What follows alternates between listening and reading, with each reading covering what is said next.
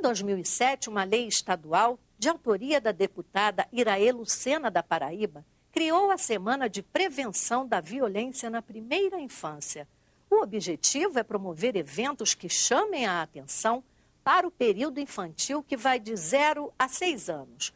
A fase considerada fundamental para a formação plena de um cidadão que possa viver pacificamente em sociedade.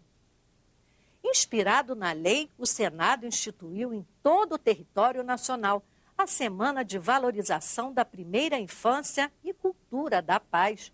Pelo segundo ano consecutivo, parlamentares, representantes de várias instituições da sociedade civil, especialistas brasileiros e estrangeiros, reuniram-se em Brasília para a troca de experiências que resulte na elaboração de um documento com sugestões voltadas para a garantia de um mundo sem violência. Sensibilizar e conscientizar o poder público e a sociedade em geral sobre os cuidados primordiais que se deve ter na primeira infância para o pleno desenvolvimento da criança. Durante 4 dias, vários especialistas debateram no auditório Petrônio Portela questões referentes à saúde, educação, cultura, assistência social e direitos da criança. A senadora Marisa Serrano destacou a importância do respeito e cumprimento das leis de proteção à criança que estão incluídas na Constituição brasileira. Nós fizemos um trabalho que eu acredito é meritório na Constituição de 88. Foi um grupo grande de pessoas de todo o país e conseguimos fazer com que a Constituição passasse a ideia de luta de direitos das crianças. Isso que foi a ideia nossa e nós conseguimos fazer com que a criança fosse sujeito de direito. Isso foi importante da Constituição de 88. O senador Pedro Simon, autor da lei que criou a Semana Nacional de Prevenção da Violência na Primeira Infância, disse que sem combater a fome e a miséria, as crianças brasileiras não terão um futuro digno. Eu não tiro mérito de quem defende a tese de que o futuro do Brasil está na educação. Claro que sim. Teremos, sem dúvida, se a educação for prioridade, um outro país, mais instruído e mais preparado para os desafios desses nossos tempos. Mas eu não consigo imaginar os resultados esperados dessa mesma educação se antes, ou no mínimo concomitantemente, esse futuro do país não se alimentar adequadamente. O brincar na construção da infância, cultura e paz foi o tema escolhido para o encontro deste ano. Os participantes cobraram maiores investimentos na primeira infância para a formação de adultos emocionalmente saudáveis e na promoção da paz entre os cidadãos. A deputada Iraê Lucena da Paraíba é autora da lei estadual que criou a Semana de Prevenção da Violência na Primeira Infância. Fica instituída a Semana Nacional de Prevenção da Violência com investimento na primeira infância. Então, o que seria? Essa semana seria, haveria vamos dizer, políticas voltadas para uma semana de propaganda, de divulgação do que é o que o Senado está fazendo aqui, que não seria só o Senado, mas os ministérios também engajados. A coordenadora do Programa de Sobrevivência e Desenvolvimento Infantil do UNICEF no Brasil afirma que investir na infância é a melhor forma de combater a violência. Os 6 primeiros anos de vida são fundamentais. E aí eu falo até ainda no útero, né, na gestação. A criança querida, a criança desejada, a mulher que se cuida, que faz o seu pré-natal, e o amor e a orientação que essa família, a proteção que essa família dá para essa criança, e eu vou para além da família, a proteção da comunidade é muito importante e a atenção que o Estado dá.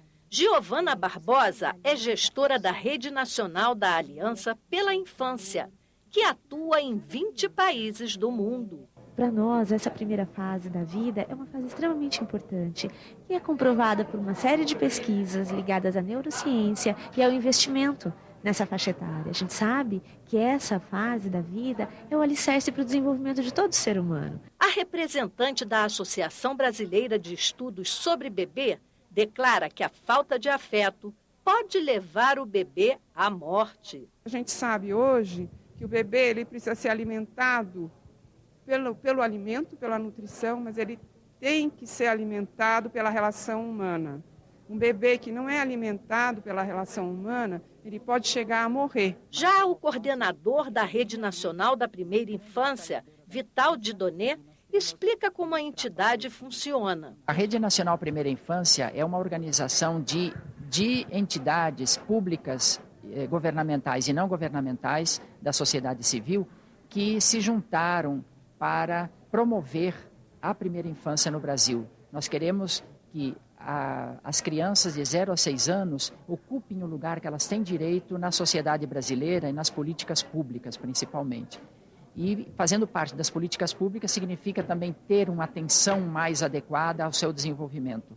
Os senadores fizeram uma análise sobre a importância do evento. O debate apontou a necessidade do Senado exercer com maior determinação o seu papel na definição da aplicação dos recursos públicos. Todas as pesquisas neurológicas, as pesquisas afetivas indicam que a formação da personalidade do ser humano se dá justamente nos primeiros anos de vida da pessoa. Então, a ética, a moral, a forma da pessoa ser, a afetividade dela é feita realmente nos primeiros anos. A base está aí. Depois ela vai sedimentando aquilo. Morar com a família, ter amigos, uma casa para morar, frequentar a escola, são direitos fundamentais de toda criança. No Brasil, milhares delas são vítimas da exclusão social, exploração, violência, negligência, abandono e abuso sexual. Para esses pequenos brasileiros, morar em abrigo público tem sido uma medida de proteção enquanto esperam ser adotados. Para ajudar na preparação das famílias adotantes e no equilíbrio emocional de crianças adotadas, 3 psicólogas de Brasília fundaram o Instituto Berço da Cidadania, uma entidade sem fins lucrativos que busca promover parcerias com diferentes grupos sociais que lutam pelos direitos de crianças e adolescentes em situação de risco, vulnerabilidade e abrigamento. Na verdade, a preparação são grupos que a gente faz de sensibilização, conscientização, né, do que é de fato a adoção. Lá a gente trabalha as motivações, né, nós trabalhamos as expectativas desse filho, né, nós construímos e desconstruímos desconstruímos mitos, principalmente os de laços de sangue, o de que a criança bebezinho é a mais fácil, né, ou de que se ela tiver problema é porque ela puxou a família, né? Então, as motivações também a gente faz uma reflexão sobre as motivações de cada um, né? Que são as mais diversas. Esse acompanhamento é feito no processo de adoção. Segundo a psicóloga Maria da Penha Oliveira, as famílias são obrigadas a participar de 6 encontros de 3 horas cada. Agora, um dos problemas que se debate muito nessa questão da adoção é voltado para a questão da devolução dessa criança. Tem diminuído, mas assim, um caso que acontece é um caso que mexe muito com toda a rede. Porque uma criança que é devolvida, a gente pensa que aquela criança foi adotada por quê? Porque ela a família que deveria cuidar dela não pôde cuidar, né? A rede que podia cuidar dela, a família extensa, como diz a lei hoje, também não pôde cuidar. É uma criança que foi abandonada várias vezes. Então, por isso, a gente trabalha na preparação das famílias para que elas se conscientizem disso. Não precisa adotar, né? Agora, desde que adote, você precisa cuidar. Há casos também de devolução que a própria criança não rejeita a família? Olha, existe. A criança, às vezes, ela disse que quer ir embora. Hoje, a lei traz uma novidade também, que é a escuta da criança. Mesmo que não seja decisivo para a adoção, mas ela precisa ser ouvida pela rede, pelas instituições, sobre essa adoção. né? Isso está em lei. O trabalho fundamental do Berço da Cidadania é promover um modelo de acolhimento e reintegração familiar que contemple as necessidades da criança. No Berço da Cidadania, nós temos vários eixos de trabalho, todos, né, conjugam para um mesmo objetivo, que é da melhoria de qualidade da vida dessas crianças que foram afastadas de suas famílias. Mas tem vários eixos, eu especificamente cuido do eixo que lida com os profissionais que trabalham diretamente com a criança no abrigo, que são as cuidadoras, as educadoras ou as chamadas mães sociais. A terminologia, eu não gosto dessa terminologia mãe social, mas ela é muito difundida. Então, o meu trabalho é especificamente junto a esse profissional e também aos técnicos e diretores do abrigo, para que todo o abrigo seja concebido de tal forma a poder dispensar esse cuidado de qualidade. Eu vou mostrar para vocês 2 cenas de banho. As 2 foram feitas em abrigos. Essa primeira, que vocês observam, foi num abrigo que eu diria o abrigo que precisamos mudar, é o abrigo que precisamos reformular profundamente. Eu quero que vocês fiquem atentos a esse banho, como é que ele é dado. Vejam como a cuidadora toca no corpo desse bebê. Olha como ela esfrega o corpo desse bebê. Veja como ele está estressado, como ele procura se defender. Veja os bracinhos. Ele está visivelmente se sentindo agredido, se sentindo violentado por esse cuidado corporal.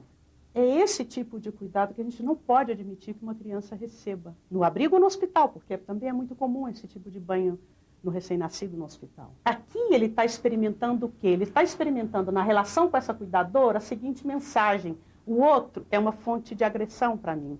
O outro não é confiável. O outro me violenta. Sem palavras, é isso que está significando esse banho para esse bebezinho. Eu queria que vocês observassem a diferença da qualidade da relação. Veja como esse bebê está feliz, ele está relaxado. Esse banho está sendo para ele um momento de prazer. A cuidadora fala com ele. A cuidadora não está dando só um banho no corpinho, está dando também um banho de linguagem, de sorriso, de olhar. Então, é esse tipo de relação que a gente tem que procurar estabelecer no abrigo. A psicóloga Carla Cubori trabalha com a capacitação de adolescentes abrigados. O meu projeto, especificamente, que eu trabalho no Instituto, é um projeto que visa trabalhar a autonomia do jovem abrigado, né? Mas o foco dele é trabalhar justamente essa história de abandono, fazer com que ele se aproprie dessa história e que ele realmente consiga ressignificar esse abandono, essa história, que ele se torne possível ele construir um projeto de vida. A gente pode deixar um endereço para contato, para possíveis parcerias? Ah, sim. É ib.cidadania@uol.com.br. Solidário ao Dia da Criança, que é comemorado em 12 de outubro, o Senado preparou uma grande festa para a criançada. Foi um dia inteiro de muita diversão. Quem chegou pelo Salão Branco, um dos locais de entrada da casa, estranhou. Ao invés de senadores, viu crianças por todos os lados.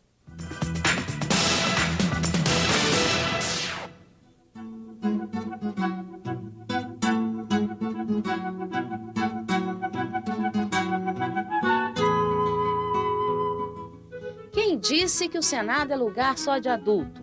As imagens mostram que aqui é lugar de criança também. E muitas.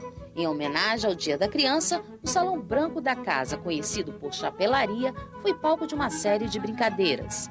O espaço colorido por balões foi tomado por meninos e meninas de 6 a 11 anos. Todos são alunos de escolas públicas do Distrito Federal. Meu nome é Esther Bessa Cesário, eu estudo no Centro de Ensino Fundamental 4.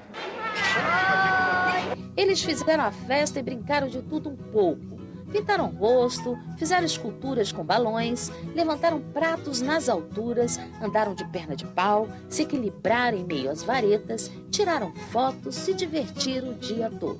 A ideia era promover essa grande comemoração. E como eles gostaram. Tá muito legal. Tem a oportunidade de experimentar coisas que eu nunca experimentei, malabarismo, aeróbica, perna de pau, muita coisa. É muito interessante, né? Porque A pessoa fica só estudando e não tem lugar para brincar. E quando vem aqui, se diverte muito. Depois de saborearem o lanche, as crianças acompanhadas por um guia conheceram as dependências do Senado.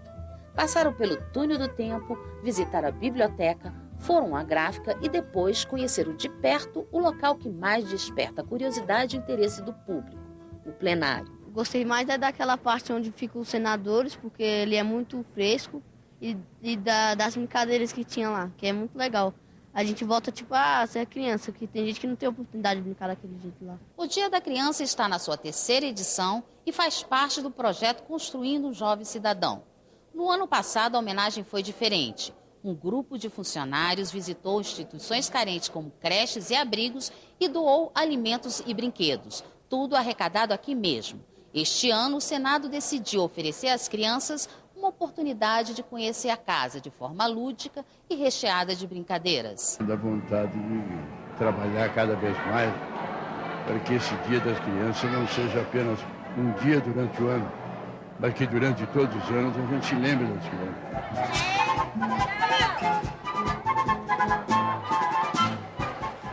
Qual a fórmula ideal para incentivar o hábito da leitura entre as crianças? E quais os benefícios que os exercícios de yoga trazem para a gestante e a saúde do bebê? No próximo bloco.